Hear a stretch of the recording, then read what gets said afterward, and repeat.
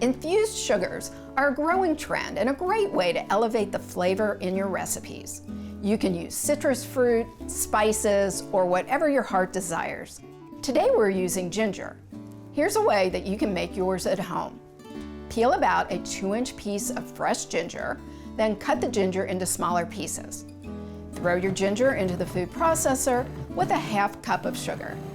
After blending it together, add an additional 1.5 cups of sugar and give it a whirl. It's going to be a little damp, so you need to take your mixture out of the processor and put it on a baking tray.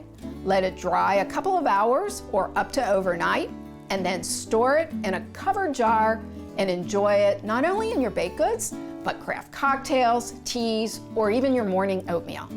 Seriously, where has this ginger sugar been all my life?